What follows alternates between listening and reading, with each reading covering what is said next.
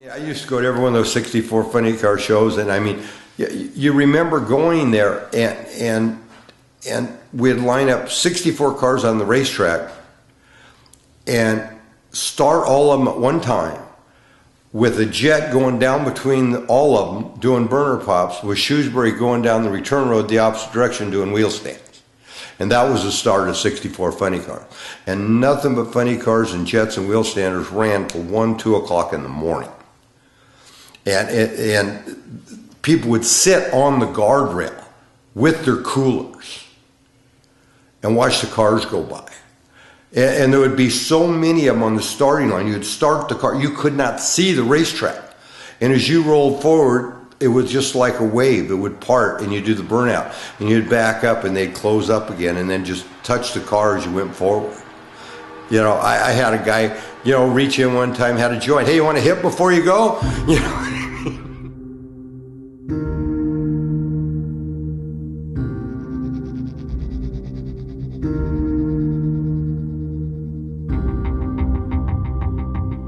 So yeah, when Funny Car Chaos started, would you have said there'd be 64 cars 4 years in on this deal? I would, I don't know. I mean, might have believed you. After the first race, we proved that we had something there with the interest that the racers turned out. We had 25 at the first race. You know, we did baby steps, and we're still taking baby steps.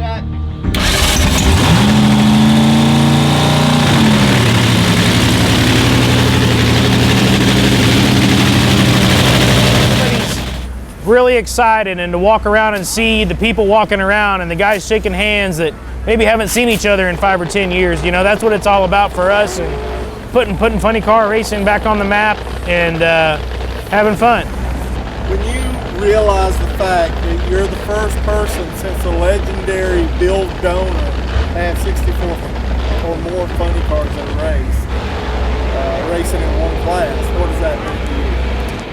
Well, to be compared to Bill Donor is a huge thing, and I'm not about my ego or whatever. We just want to have fun, but I didn't get to live through that time of life. You know, I was born in '84, so I grew up a '90s kid, you know, running around watching Scott and Connie Coletta and Eddie Hill and Casey Spurlock, Nate Scusa and Kenji Okazaki and all these kind of guys, and so I didn't get to see that. And to be able to recreate it as best we can here in 2021.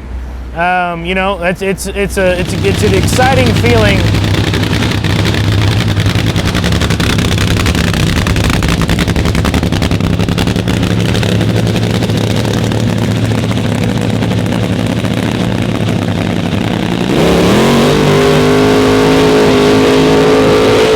How do you create a melting pot where everybody's happy? Yeah, so there's cars here that have, you know, your traditional style nitro stuff. You've got modern style nitro stuff. You've got alcohol cars. We've got a twin turbo car. We have a nitrous assisted car. I got word today that there will be an injected A-fuel car being built here in Texas very soon. The format at Funny Car Chaos caters to the owners and drivers being able to be creative about what they build, and they can build their cars the way they want.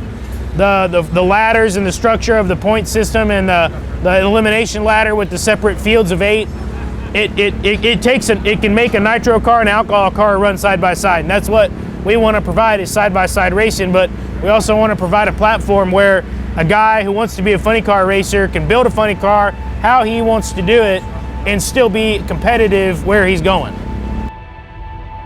And how do you keep from getting off the center? What got you to the dance? Yeah, so racing here at the Texas Motorplex is the biggest venue, obviously, we've ever raced at.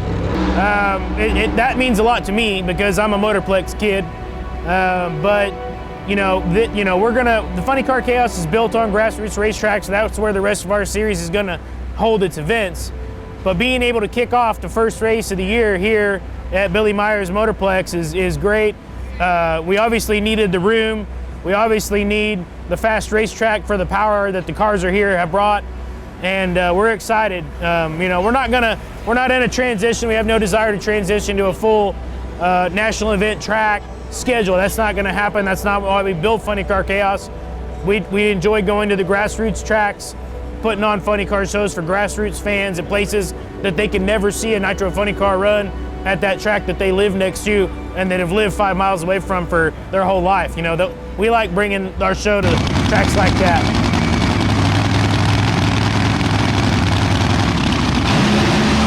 How do you keep the big show guys from coming in and dominating? Well, we don't pay big show money, I guess. We're close right now, I guess, but you know, the money deal is obviously what gets heads up drag racing in trouble. Whether you're running a pro mod or a small tire car or a nitro funny car, it eventually develops into a money situation. So keeping the purse is reasonable. You know, we pay a structure from top to bottom that's pretty even, as opposed to a top heavy payout where, you know, and that's what I believe in, so that, you know, everybody that qualifies for our show or comes to our show has a darn good chance of leaving with gas money, hotel money, and, you know, maybe some money for oil and a blower belt and a set of spark plugs. You know, it's not about taking home 20 grand to the winner and everybody leaves with nothing. So, you know, keeping the money even across the board, not letting the, you know, getting out of hand with the payouts and things like that, that's going to keep John Force from coming to Funny Car Chaos. But, you know, it works great for the grassroots racer, and that's what we're appealing to. That's what who we want to appeal to. How do you top 64 funny cars? I guess 148. Is that what that is times 2? I don't know how to top 64 funny cars, honestly. But, you know, we're going to do it this weekend, and hopefully this weekend, you know, is a starting point for a traditional race here that we'd like to have at the Texas Motorplex to kick off Funny Car Chaos every year.